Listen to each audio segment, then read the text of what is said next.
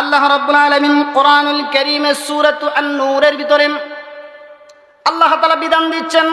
পর্দার প্রথম বিধান যার উপর আল্লাহ নাজিল করেছেন, আল্লাহ রাব্বুল আলামিন বলেন নবীজি মুহাম্মদ সাল্লাল্লাহু আলাইহি ওয়াসাল্লামকে আল্লাহ তাআলা পর্দার বিধান নাজিল করার ক্ষেত্রে আল্লাহ তাআলা নাজিল করে শোনায় দেন, কুল লিল মুমিনিনা ইয়াগুযু মিন আবসারিহিম ওয়া ইয়াহফাযু ফুরুজাহুম যালিকা আযকা লাকুম ইন্নাল্লাহা খাবীরুম বিমা ইয়াসনাউন। চিৎকার মেরে পড়ো আল্লাহু আকবার।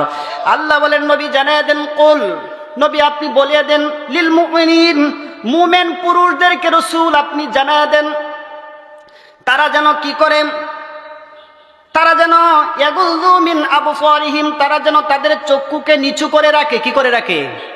আওয়াজ করে বলেন, কি করে রাখে? নিচু করে রাখে। সর্বপ্রথম আল্লাহ বলছেন হে নবী আপনি পুরুষদেরকে বলেন তারা পর্দা করুক। এবার বলেন নারীদের সতর আছে, পুরুষদেরকে সতর নাই? এটা আওয়াজ করে বলেন, পুরুষদের সতর নাই? পুরুষদের সতর আছে বলতে কি শুধু সতরেই নয়, বরং পুরুষদের ব্যাপারে আল্লাহ তাআলা আরো করুণ ভাবে আল্লাহ রাব্বুল আলামিন নবীজি মুহাম্মদ সাল্লাল্লাহু আলাইহি ওয়াসাল্লামকে আল্লাহ তাআলা বলে দিয়েছেন যে পুরুষদের ব্যাপারে আল্লাহ তাআলা আরো বেশি সিদ্ধান্ত নিয়েছেন। এবার আসেন, পুরুষদেরকে আল্লাহ তাআলা সর্বপ্রথম পর্দার বিধান দিয়েছেন। পুরুষের পর্দা কি, পুরুষের সতর কি? এখন পুরুষ কি মহিলাদের মতো মাথা ডাইকা রাখবে, মুখ ডাইকা রাখবে, হাতে পায়ে কি এই যে বড় ধরনের জামা পরবে? তাহলে কাজ করে খাওয়াইবে কে? এই জন্য পুরুষের সতর হচ্ছে নাভির নিচ থেকে হাঁটুর নিচ পর্যন্ত। কতটুক বলেন তো? নাভির নিচ থেকে হাঁটুর নিচ পর্যন্ত, এটু সতর। এবার নবীকে প্রশ্ন করা হয়, ইয়া রাসূলুল্লাহ এই সতর কি শুধু মহিলারা আমাদেরকে দেখবে না, সেই জন্য কি পুরুষের সতর নাকি? নবীজি স্পষ্ট করে জানায়া দেন যেই জায়গাটুকু সতর আছে, যেই জায়গাটুকু পর্দার অন্তর্ভুক্ত, একজন পুরুষ আর একজন পুরুষের নাভির নিচ থেকে হাঁটু পর্যন্ত দেখাইতে পারবে না, বরং একজন পুরুষের সামনে আর একজন পুরুষ এই সতরটুকু আবৃত করে ঢুকে রাখাও এটাও তার জন্য ওয়াজিব। এটাও এখন আমরা করি কি, শয়তানি করে দেখবেন বন্ধু একসাথে বসছি, দেখবেন আপনার গোপন অঙ্গ দেখানো শুরু করে দিই। কথা বলেন ঠিক কিনা? শুধু তাই নয়, নারীদের ব্যাপারে রাসূল বলেন নারীদের সতর কতটুকু। নারীদের সতরের ব্যাপারে কোরআনুল কারীমের দুইটা হুকুম আসছে। একটা হুকুম হলো কিছু অংশ দেখা যাবে এবং কিছু অংশ দেখা যাবে না, কিন্তু বর্তমান পরিস্থিতিতে এই জিনিসটা বুঝাইতে গেলে কোন কোন অংশ দেখতে পারবেন এ নিয়ে বুঝাইতে গেলেই তো বিরাট ঝামেলা শুরু হয়ে যায়। কারণ হলো বর্তমান নারীরা পর্দার অন্তর্ভুক্তরা, আমরা পর্দাটা এমন ভাবে বলবো তারা যেন তাদেরকে আবৃত করে রাখে, তারা যেন নিজেকে এমন ভাবে ঢুকে, এমন ভাবে তাদেরকে যেন ঘুরে রাখে, যেন তাদের চেহারার যে সৌন্দর্য কোনো পুরুষ যেন না দেখতে পায়। আল্লাহ রাসূল সাল্লাল্লাহু আলাইহি ওয়াসাল্লাম বলেন, قال لا ينظر الرجل إلى عورة الرجل, একজন পুরুষ আর একজন পুরুষের সতরের দিকে তাকাবে না। রাসূল করিম সাল্লাল্লাহু আলাইহি ওয়াসাল্লাম বলেন একজন পুরুষের নাভির নিচ থেকে হাঁটুর নিচ পর্যন্ত একজন পুরুষ আর একজন পুরুষকেও পর্যন্ত দেখাতে নিষেধ আছে না নাই? আওয়াজ করে বলেন আছে না নাই? একজন পুরুষের নাভির নিচ থেকে হাঁটুর নিচ পর্যন্ত একজন পুরুষ পুরুষকে দেখাইতে পারবে না, কারণ এটা তাদের জন্য আওরাতের অন্তর্ভুক্ত, তারা এটাকে হেফাজত করবে, কারণ এটা তাদের উপর সতর বা পর্দা। তারপরে আসেন, শুধু তাই নয়, রাসূল আকরাম সাল্লাল্লাহু আলাইহি ওয়াসাল্লাম বলেন শুধু খালি পুরুষের জন্য নয়, আমরা মনে করি কিছু প্রকার পুরুষের সামনে, 14 প্রকার পুরুষের সামনে নারীদের যাওয়া হলো মাহরামাত, মানে তারা তাদেরকে বিবাহ করতে পারবে না, তাদেরকে মাহরামাত বলা হয়। যে সমস্ত পুরুষ তাদেরকে বিবাহ করতে পারবে না, আল্লাহর পক্ষ থেকে হারাম হয়ে আছে। ওই সমস্ত পুরুষগুলার, ওই সমস্ত পুরুষের কাছেও যখন নারী যাবে তখনও কিছু পর্দা আছে। আপনি মনে করেন আপনার বাবা, মেয়েকে বাবা বিবাহ করতে পারবে না। বংশের দিক থেকে আপনি দেখেন পুরুষের এবং মহিলাদের দিক থেকে তিনটা অংশে আপনি পর্দার হুকুম। 1 নাম্বার বংশগত, বংশগত মহারামাত আছে 7 জন। আবার আপনি বিবাহ বন্ধনের আছে আপনার কতজন, আবার আপনার আছে আপনার এই যে দুধ মা এই অংশে আছে 2 জন। এইভাবে করে কয়েকজন পুরুষের ব্যাপারে বলছেন। 1 নম্বর হলো বাবা। আচ্ছা বলেন, বাবা কি কোনো মেয়েকে বিবাহ করতে পারবে? এটা হারাম করছেন কে? তবে এই বাবার সামনেও কিছু অঙ্গ আছে, এগুলা কুলে যাওয়া যাবে না। আমরা দেখেছি, আমরা তো গ্রামের মানুষ, দেখছি যে বাবার কাছে মেয়ে যখন যা তখন উড়না তো গায়ে দেয় না, যেই বা মনটা টানতেছে এবার যাইতেছে, মনে করতেছে কি আমার তো বাবাই। কিন্তু এইটাই শরীয়ত বহির্ভূত কাম, এটা করা যাবে না। কারণ নারীদের যেই সমস্ত মাহরামাত আছে, যারা বিবাহ করতে পারবে না যে সমস্ত নারীদেরকে, ওই সমস্ত নারীও যখন ওদের কাছে যাবে, যারা বিবাহ করতে পারবে না যে সমস্ত পুরুষ, তাদের কাছে গেলেও বেসিক কয়েকটা অঙ্গ তারা লক্ষ্য রাখবে। 1 নাম্বার বুক, 2 নাম্বার পিঠ, 3 নাম্বার উরু, 4 নাম্বার তাদের যে দেহের অবকাঠামোগুলা, এটাকে তারা সেভ করে রাখবে। যদি বাবার কাছেও যা, সন্তান তার মায়ের কাছেও যা, এবং মায়ের গর্তে জন্ম নেওয়া এই সন্তান যদি তার বাবার সামনে যদি মেয়ে যা, তারপরও এই অঙ্গগুলা ঘুরে রাখার হুকুম করছেন কে? আল্লাহ নবী সাল্লাল্লাহু আলাইহি ওয়াসাল্লাম বলেন, ولا ينظر المرأة إلى عورة المرأة ولا يظهر الرجل إلى الرجل في ثوب الواحد। আল্লাহ নবী মুহাম্মদ সাল্লাল্লাহু আলাইহি ওয়াসাল্লাম বলেন, একজন নারী আরেকজন নারীতেও যেন পর্দা করে, একজন নারী আরেকজন নারীর কাছেও যেন তার ওই অঙ্গগুলা যেন তারা গোপন রাখে। শুধু তাই নয়, আল্লাহ নবী মুহাম্মদ সাল্লাল্লাহু আলাইহি ওয়াসাল্লাম বলেন, আর রাজুলু ইলা রাজুলিন ফি সাওবিল ওয়াহিদ ওয়ালা তুফসিল আমরাত। আল্লাহ রাসূল সাল্লাল্লাহু আলাইহি ওয়াসাল্লাম বলেন, একজন পুরুষ লোক আরেকজন পুরুষ লোকের সাথে একই চাদরের নিচে, একই কম্বলের নিচে, একই কাতার নিচে একসাথে ঘুমাবে না। হুকুম কার? আওয়াজ করে বলেন, হুকুম কার? আমরা কি করি? 2 বন্ধু একসাথে হইলে রাত্রে এমনভাবে ঘুমায়, মনে হয় যেন অনেক কিছু করে ফেলছি, অনেক কিছু। তারা এমনভাবে আমরা ঘুমের মধ্যে যাই। এই জন্য আমাদের উচিত হলো, রাসূল আকরাম সাল্লাল্লাহু আলাইহি ওয়াসাল্লাম বলেন যে পর্দার এমন একটি হুকুম, একজন পুরুষ আরেকজন পুরুষ, 2 জন পুরুষ একসাথে একই কাতার নিচে, একই কম্বলের নিচে ঘুমাবে না। একজন নারী আরেকজন নারীকে নিয়ে একই কম্বলের নিচে, একই কাতার নিচে ঘুমাবে না। কারণ কেন ঘুমাবে না? কারণ এই ঘুমের মধ্যে বলেন সতর কুলার সম্ভাবনা আছে না নাই? আওয়াজ করে বলেন, কুলার সম্ভাবনা আছে না নাই? এই জন্য রাসূল আকরাম সাল্লাল্লাহু আলাইহি ওয়াসাল্লাম আমাদেরকে নিষেধ করেছেন। এবার বলেন তো, আমরা পুরুষের পর্দাটুকু যদি আমরা দেই, তাহলে আমরা কি নারীর কাছ থেকে কি হেফাজত হতে পারবো কি পারবো না? 2 নাম্বার হুকুম হচ্ছে, আল্লাহ রাব্বুল আলামিন বলেন, 2 নম্বরে আল্লাহ রাব্বুল আলামিন মুমিনা নারীদেরকে আল্লাহ তাআলা পর্দার হুকুম করেছেন, তারা যেন পর্দা করে। পর্দাগুলো কিভাবে করবে, কোন কাপড় দিয়ে করবে, কিভাবে তাদের শরীর ঢাকবে এবং কিভাবে তারা চলবে, সমস্ত ডিটেইলস কোরআনুল কারীম বর্ণনা করেছেন। আল্লাহ রাব্বুল আলামিন বলেন, وَنَزَّلْنَا عَلَيْكَ الْكِتَابَ تِبْيَانًا لِكُلِّ شَيْءٍ وَهُدًى وَرَحْمَةً وَبُشْرَى لِلْمُسْلِمِينَ।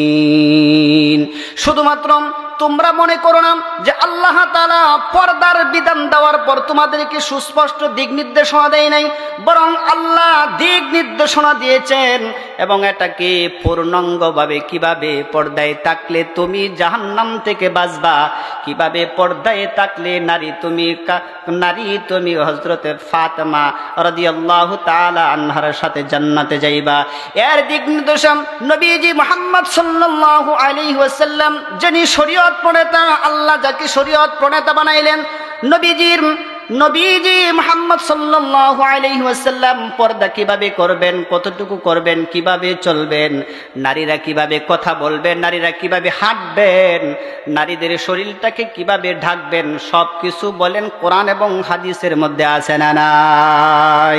আল্লাহ বলেন, তোমরা মনে করো না আমি শুধু বিধান দিয়ে শেষ করি নাই, ওয়ামা ফাররাতনা ফিল কিতাবি মিন শাইইন, আল্লাহ তাআলা বলেন আমার কিতাবের ভিতরে এমন কোন দিক নির্দেশনা আমি আল্লাহ তাআলা বাদ দেই নাই, যা কিছু বান্দার ইহকালে প্রয়োজন পড়বে, পরকালে যা দরকার পড়বে, সব কিছু আমি আল্লাহ রাব্বুল আলামিন কোরআনুল কারীমের মধ্যে আমি আল্লাহ ভরপুর করে দিয়ে দিলাম। এবার বলেন আমাদের কোরআন এবং হাদিসে এমন কি দিক নাই যে দিক এই কোরআনের মধ্যে নাই? একটু বলেন তো কি নাই? সব আছে। এবার আসেন, মুমিন নারীদেরকে পর্দা যখন দিয়েছেন, পর্দার ব্যাপারে আল্লাহ রাব্বুল আলামিন আরো ক্লিয়ার করে বলছেন যে তোমরা পর্দা যখন দিবে তখন তোমাদের পর্দার বিধান আছে, তোমরা কাপড় দিয়ে পর্দা দিবে। পর্দাগুলো কিভাবে দিবেন? কোরআনুল কারীম বলেন ইয়া বানি আদম ক্বাদ আনজালনা আলাইকুম লিবাসান ইওয়ারি। আল্লাহ তাআলা কোরআনুল কারীমের মধ্যে বলেন তোমরা এমন ভাবে তোমরা পোশাক পরিধান করবে, এই পোশাকগুলা তোমরা এই বলেন আমাদের শরীরে যে জামা আছে, বরং এই পোশাক তৈরি করেছেন, এই পোশাক দুনিয়াতে দিয়েছেন একজন, বলেন উনি কে? আল্লাহ বলছেন আমি তোমাদেরকে এগুলা দিছি কেন?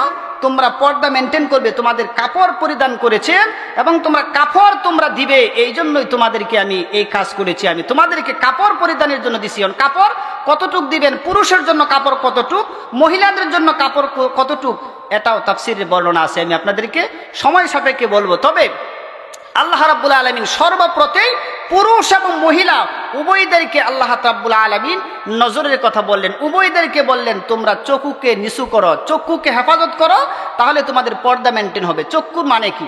চক্ষুর কারণটা কি?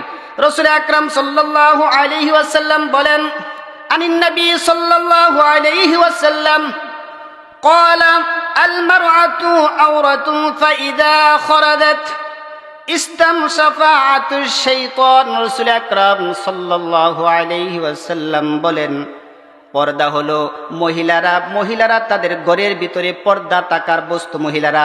ওই মহিলারা যখন ঘর থেকে বের হবে তখন তাদেরকে এমনভাবে শয়তান পুরুষের সামনে সাজায়া তুলবে যেন মনে হবে যে ওর চাইতে সুন্দরী আসমান এবং পৃথিবীতে কোনো নারী হতে পারে না, এত সুন্দর করে তুলবে। দেখবেন আপনার ঘরের ভিতরে একটা ফুটফুটে অত্যন্ত সুন্দর ঘরে স্ত্রী আছে, কিন্তু আরেকটা বান্দরের মতো এক মহিলা, একটা চেহারাটা দেখলে মনে হবে যে তার চেহারাটা এমন একটা খারাপ, কিন্তু যখন শয়তান আপনি যখন তার প্রতি দৃষ্টি নিক্ষেপ করবেন তখন শয়তান তার চেহারাটার মধ্যে এমন ভাবে একটা সুন্দর জাপক চোখে তুলে ধরবে যেন মনে হবে যে এর চাইতে সুন্দর আর কোনো নারী হইতে পারে না, যা কিছু করা লাগে এর সাথেই করতে হইব।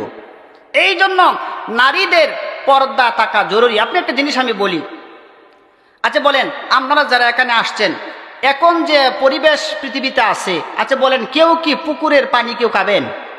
বলেন পুকুরের পানি কেউ খাবেন? কেন খাবেন না? এখন বর্তমানে কিছু ডিজিটাল মার্কা মহিলা আছে, এরা মনে করে নিজেকে সাজসজ্জা করে যখন বের হয় পিছন থেকে কিছু ফুলাফান আমার সাথে পিছনে ঘুরে, কিছু ছেলেপেলেরা ঘুরে। আরে তোমরা মনে করো, তোমরা একটা জিনিস মনে রাখবো, ফসা জিনিসে মাছি ভরে, বেশি কথা বলেন ঠিক কিনা? যেমন পৃথিবীতে যত পুকুরের পানি মানুষ ব্যবহার করে কেউ যেমন খায় না, তোমাদের পিছে যেই সমস্ত ছেলেরা উলঙ্গ তোমরা বের হলে তোমাদের পিছে যেই সমস্ত ছেলেরা তোমাদের পিছনে ঘুরে, তাকায় দেখো এদের কাছে তোমার বিবাহের প্রস্তাব দাও, ওরাই তোমার উপর তুতু মারবে, কথা বলেন ঠিক কিনা? এই জন্য নারীদেরকে আবৃত্ত করে কি সম্মান গেছে না আছে? আচ্ছা বলেন যেই নারীটা তাকে পর্দা মেনটেন করে চলে, বলেন ওই নারীর কি ইজ্জত কমে গেছে? বলেন ওই নারীটা কি সমাজে সম্মান কম করে? না, বরং ওই নারীটার সম্মান এই জগতের সবচেয়ে বেশি। এই জন্য আমাদের উচিত কি বলেন তো, আমার মা বোনকে কি করা? পর্দায় দেওয়া। এবার আসেন আমি আপনাদেরকে বলি, একটা নারী হাদিসের মধ্যে পাওয়া যায়, আমরা জীবন বড়াই বলছি এই যে দায়ুসের অন্তর্ভুক্ত নারী, কিন্তু না, হাদিস তার উল্টা প্রমাণ করছে। দায়ুস পুরুষ হয়, দায়ুস নারী নয়, দায়ুস পুরুষ হয়।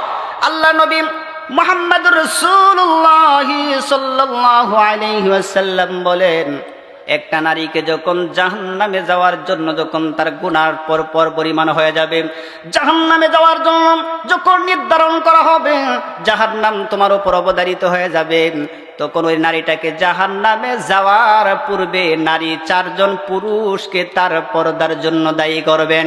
4 জন পুরুষকে নিয়ে একটি নারী জাহান্নামে যাবে। আওয়াজ করে বলেন কয়জন?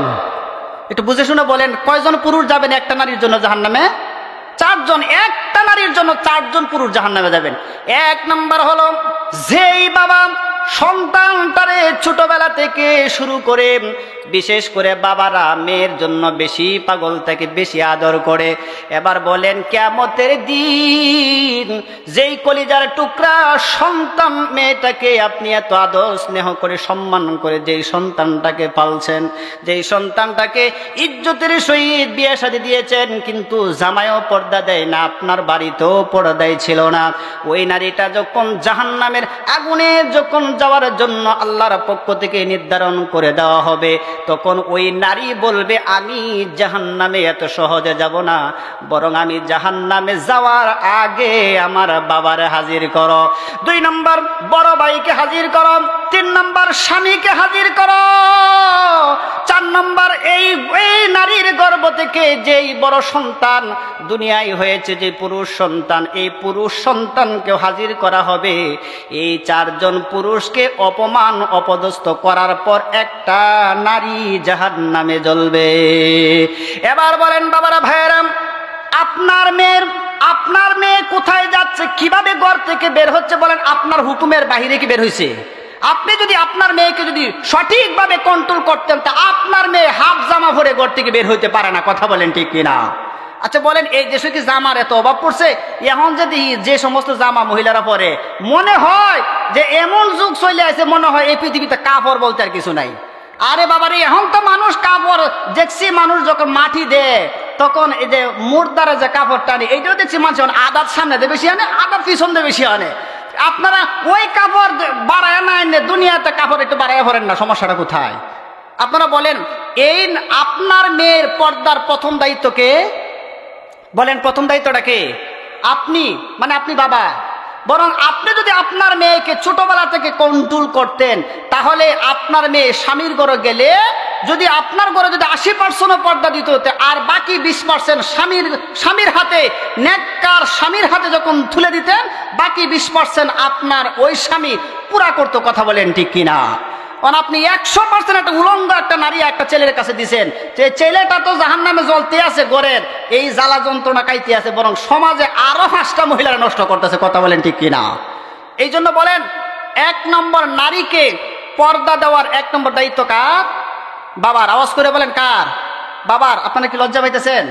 1 নম্বর দায়িত্ব হলো বাবার। কারণ হচ্ছে বাবা 1 নম্বর দায়িত্বশীল। কারণ বাবা যদি মেয়েকে নিয়ন্ত্রণ করে, আমার মেয়ে কোথায় যাচ্ছে এটা আমার হুকুম ছাড়া আমার মেয়ে ঘর থেকে বের হতে পারছে না, তাহলে আমার মেয়েটা যখন বের হচ্ছে, তখন আমার মেয়েটা কি আসলে শরীয়ত সম্মত বের হচ্ছে না শরীয়ত বহির্ভূত কাপড় পরে বের হচ্ছে, এটা দেখার দায়িত্ব কার?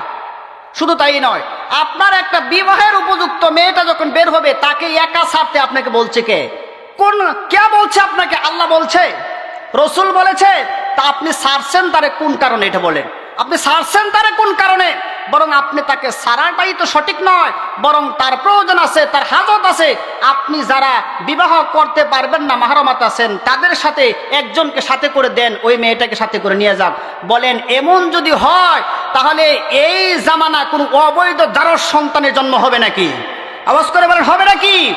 এই দেশে অবৈধ জারজ সন্তানের জন্ম হয়েছে, বেশি জন্ম হয়েছে বিদায়, সত্যের চাইতে বেশি জন্ম হয়েছে বিদায় আজ এই দেশে ইসলামের কথা বললেও আজও আলেমদেরকে এই অনেক শাস্তি দেয়। কথা বলেন ঠিক কিনা? করা কোনো ভালো মানুষের সন্তান, যার মায়ের পেট ভালো, তার এই সন্তান, একটা পর্দাশীল নারীর গর্তে সন্তান জন্ম নেওয়া, এই সন্তান কখনো আলেমদেরকে হেয় প্রতিপন্ন, রাজাকার এবং তাদেরকে দেশ বিদ্রোহী বলবে না। কথা বলেন ঠিক কিনা? আচ্ছা বলেন, আলেমরা কার ক্ষতি করছে? কার ক্ষতি করছে? এই জন্য আমার সন্তান মানুষ হওয়ার ভূমিকা আমার অনেক বেশি।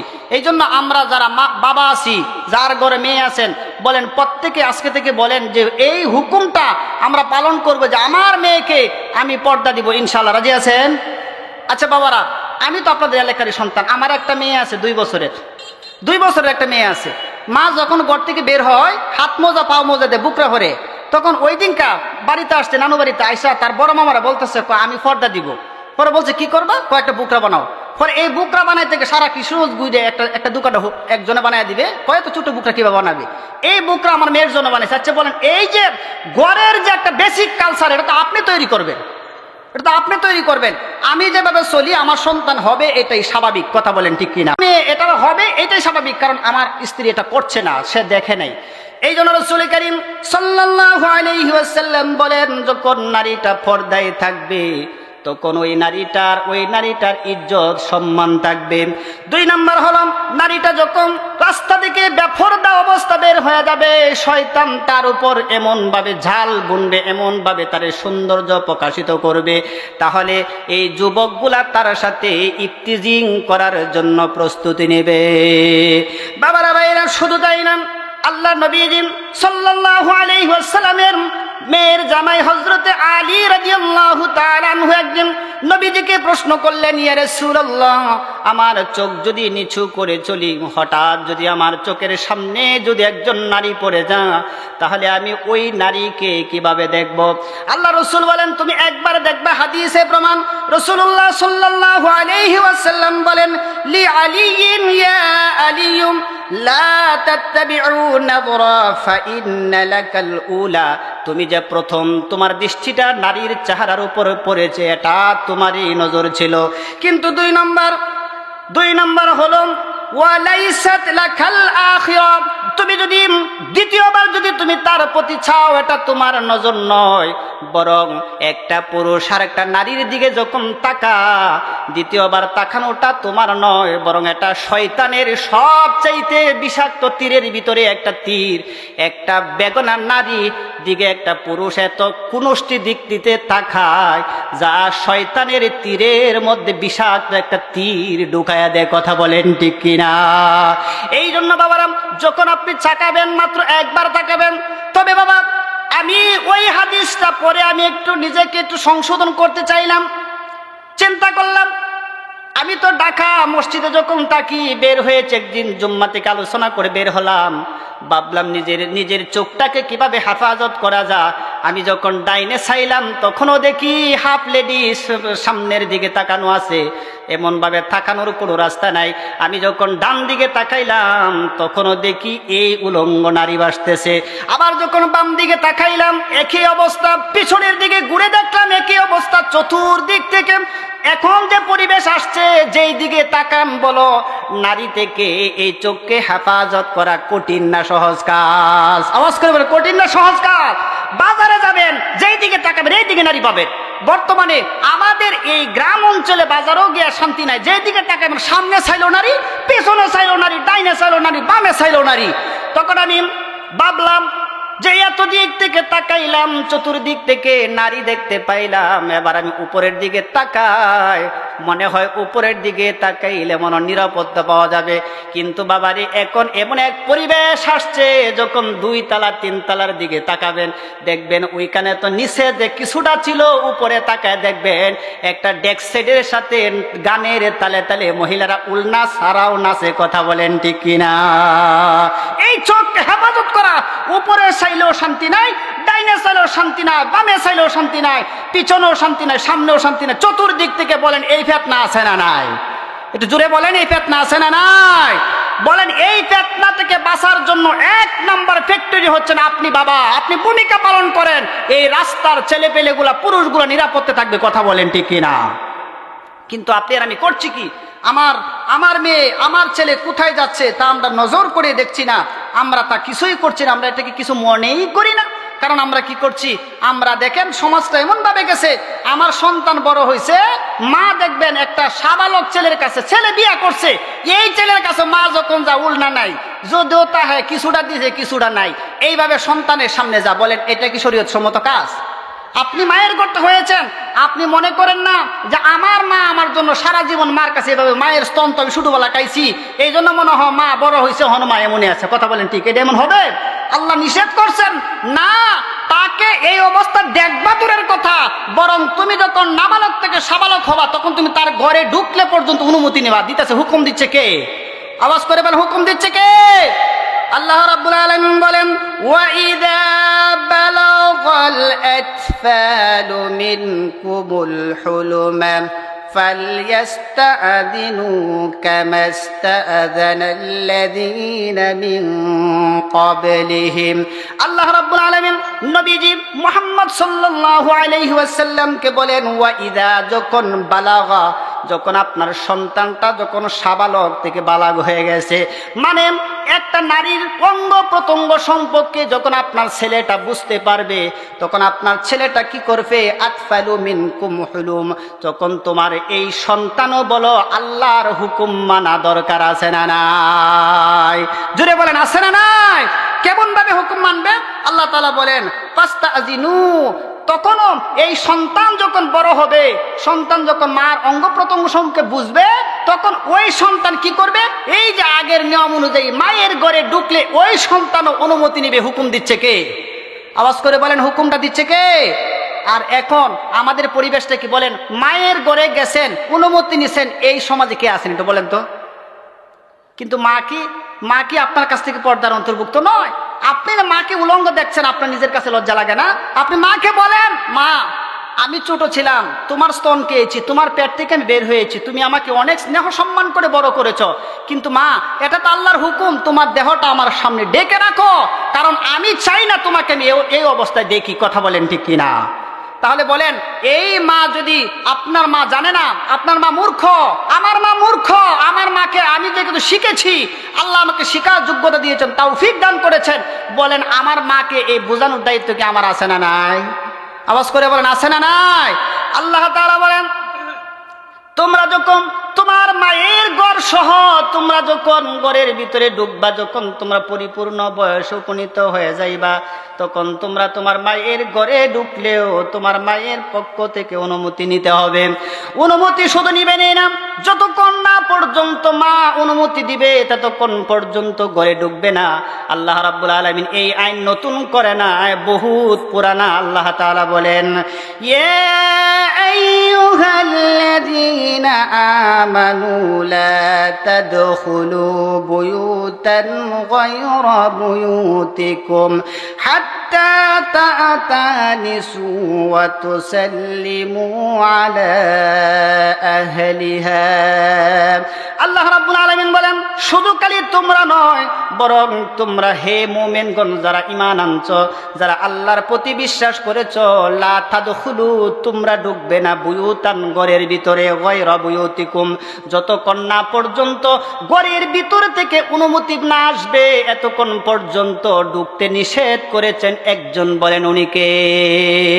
আওয়াজ করে বলেন উনি কে আল্লাহ বলছেন আমি তোমাদেরকে যতক্ষণ না পর্যন্ত ঘরের ভিতরে যিনি আছে আপনার মা মন্দ কি আপনার মা ঘরের ভিতরে আছে আপনি দরজার সামনে দাঁড়ায় বলেন আসসালামু আলাইকুম ঘরের ভিতরে একবার সালাম দিবেন একটু ওয়েট করবেন অপেক্ষা করবেন আর এমন বোকামি করবেন না দরজাটা খুললেই যেন আপনাকে দেখা যায় এমন নয় আপনি একটু অ্যাঙ্গেল হয়ে দাঁড়াবেন একটু আনমনন হয়ে অন্যদিকে ফিরে দাঁড়াবেন যাতে দরজা খুলে যেন আপনাকে দেখে আবার দরজাটা ধাক্কা দিয়ে ভিতরে যেন সেভ হয়ে আপনার কাছে আসতে পারে এই অ্যাঙ্গেলে আপনি দাঁড়াবেন কি করবেন সালাম দিবেন যদি ভিতর থেকে সালামের জবাব না আসে আপনি আরেকবার সালাম দিবেন যখনই ভিতর থেকে জবাব না আসবে তৃতীয়বার আবার আপনি সালাম দিবেন যখন ভিতর থেকে জবাব না আসবে আপনি কামব্যাক ফিরে যাবেন কিন্তু ঘরের ভিতরে ঢুকতে পারবেন না এই হুকুম দিয়েছে কে আওয়াজ করে বলেন হুকুমটা দিয়েছে কে আর আমাদের পরিবেশটা এমন হয়েছে মা বাবা একসাথে বিছানার মধ্যে রুমের মধ্যে শুয়ে আছে প্রচন্ড গরমের ভিতরে মা সারাদিন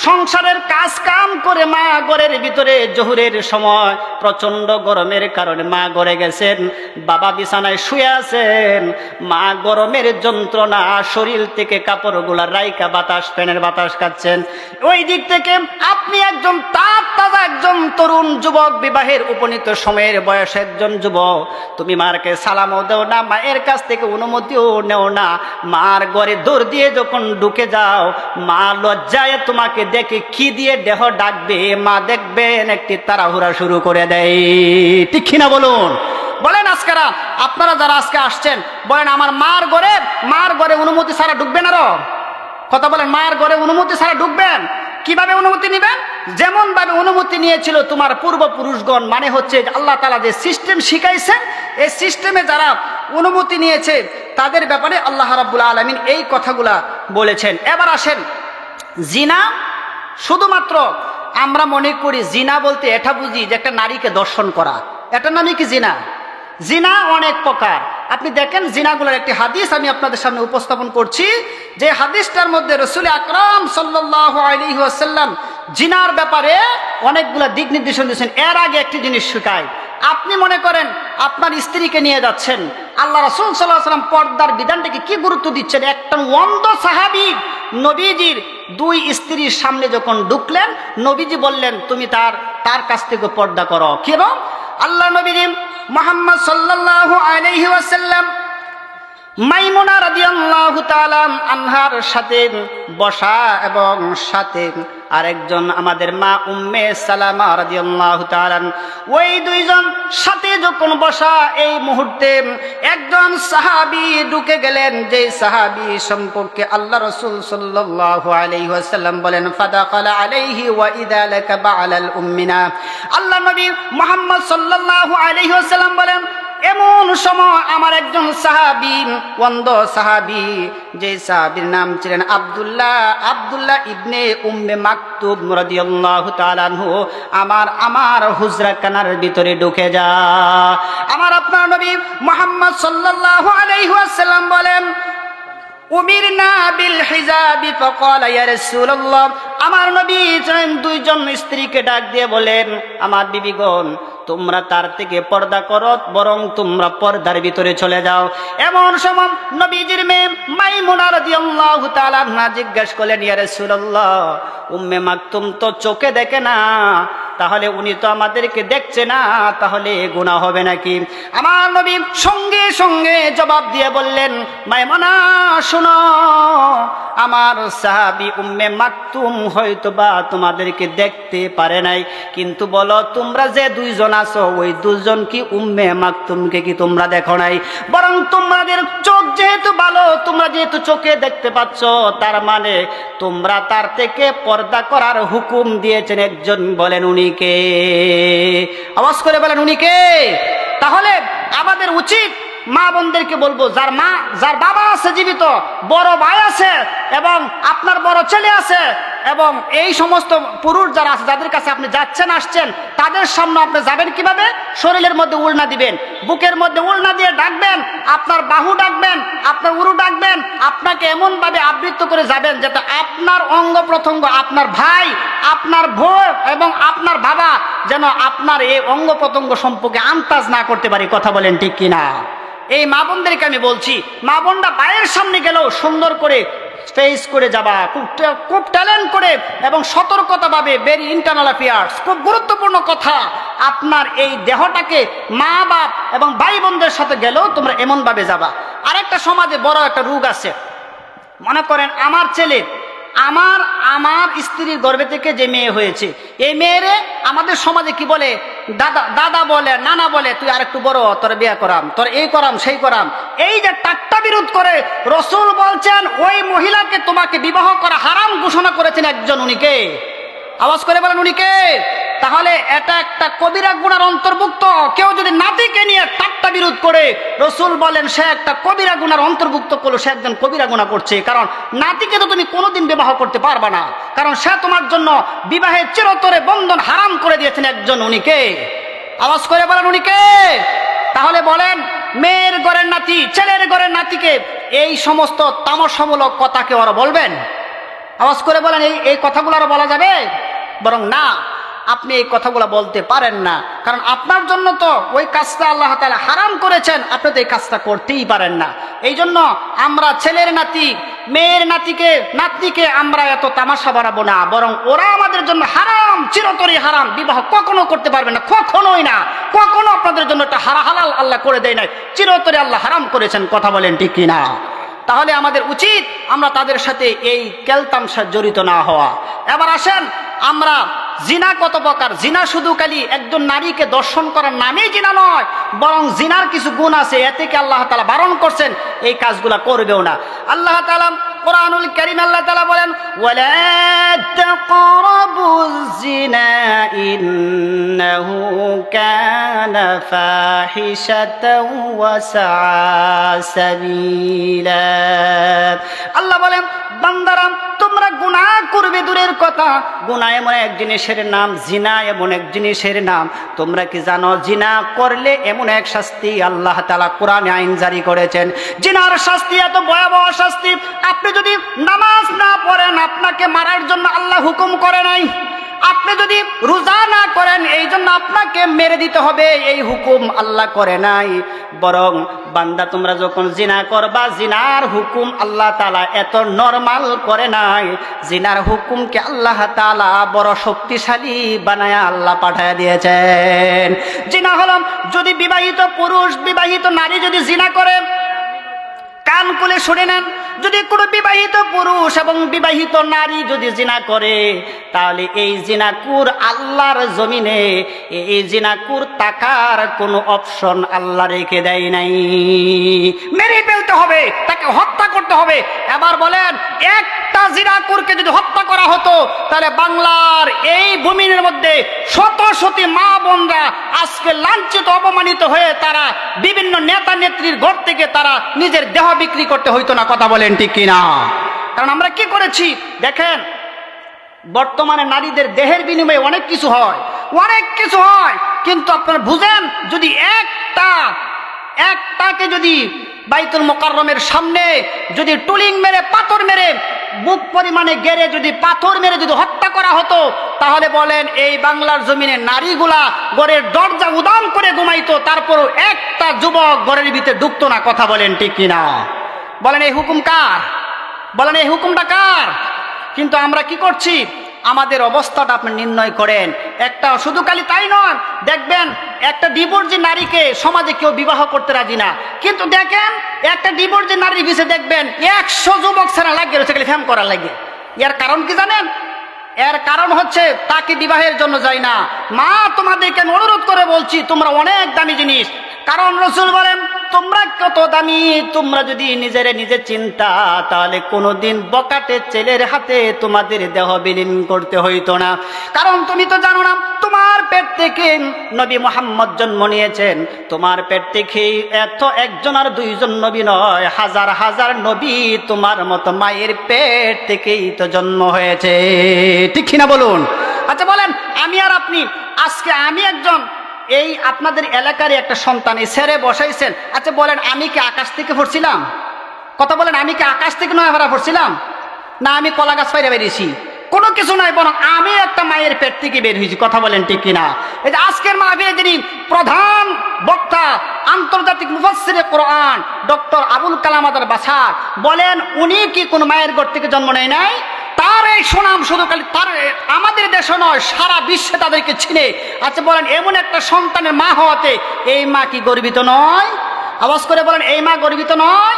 আল্লাহ নবী তোমাদেরকে শিক্ষা দেয়, রে মা তোমরা যদি তোমাদের নিজেদের ইজ্জতের কথা চিন্তা করতা, তোমরা যদি নিজেদেরকে তোমরা এটা বুঝতে পারতা তোমরা কত দামি সম্পদ, তোমরা তা জানো না। শুধু তাই নয়, রাসূল আকরাম সাল্লাল্লাহু আলাইহি ওয়াসাল্লাম বলেন একটা পুরুষের পায়ের নিচে শুধু স্যান্ডেল ছাড়ার কিছু নয়, আর একটা নারীর জাতির মায়ের পায়ের নিচে আমার আল্লাহ তাআলা জান্নাত দিয়ে দেবেন। এবার আপনারা আওয়াজ করে বলেন, বরং মায়ের সম্মান দিয়েছেন একজন, বলেন উনি কে? আর বর্তমান সমাজে কিছু নাস্তিক মার্কা মুদ্দাত মার্কা কিছু বেয়াদব কিছু নেতা আছেন, তারা বলে নবীজি মেয়েদেরকে ইজ্জত দেয় নাই, বরং আমার নবী ইজ্জত দিয়েছে না, বরং নবী এই নারীদের ইজ্জত দিয়েছেন একজন আল্লাহ এবং তার রাসূল ছাড়া পৃথিবীর কেউ দিতে পারে না। ঠিক না বলুন? শুধু তাই নয়, নবীজি কেমন ইজ্জত দিয়েছে আপনি কল্পনা করতে পারেন? নবীজি একদিন গোশত বন্টন করছেন, এমন সময় বৃদ্ধ একজন নারী নবীর কাছে গেলেন, নবীজিকে নাম ধরে সম্বোধন করলেন। নবীজি তার গলার আওয়াজ শোনার সঙ্গে সঙ্গে নবীজির গা থেকে চাদরটা মাটির মধ্যে বিছায়া দেন। এটা সাধারণ কোনো চাদর নয়, যেই চাদরের মাঝে জিব্রাইল বসার সাহস পায় নাই, যেই চাদরের মধ্যে আসমান এবং জমিনে কেউ স্পর্শ করার সাহস পায় নাই, ওই নারী যখন আসলেন নবীজি গা থেকে নিজের চাদরটা জমিনের মধ্যে বিছায়া দেন। আর ওই মহিলাও কোনো দ্বিধাদ্বন্দ্ব করে নাই, বিনা দ্বিধায় নবীজির চাদরের মধ্যে বসে যান।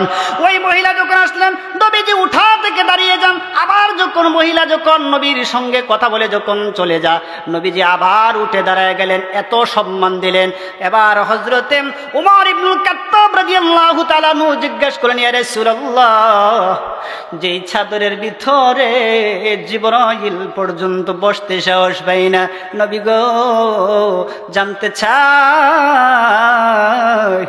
এটা কেমন মহিলা, যেই মহিলা আপনার চাদরে বসতে কোনো দ্বিধাদ্বন্দ্ব করে নাই, এবং আপনি যেই মহিলার জন্য বিশ্বনবী দাঁড়ান আর একবার বসেন, এই মহিলাকে।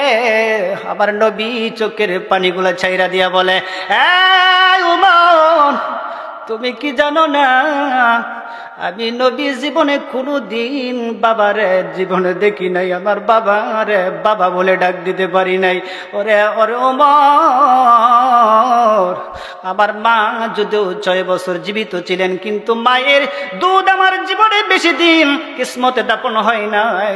তোমরা কি চিনো না এই মহিলা কোনো সাধারণ মহিলা নয়, উনি আমার দুধ মা হযরতে হালিমাতুস সাদিয়া। দুনিয়ার নারীরা শোনো, আমার নবীজি তোমাদেরকে এত গুরুত্ব দিয়েছেন, এত মর্যাদা দিয়েছেন, কিন্তু তোমরা সাধারণ মাত্র 3% 3 নম্বর যুবকদের কারণে রাস্তাঘাটে উলঙ্গ হয়ে চলো, পিছন দিক থেকে তোমাদেরকে দেখে শীষ দেয়, তোমাদেরকে দিয়ে তামসা দেয়।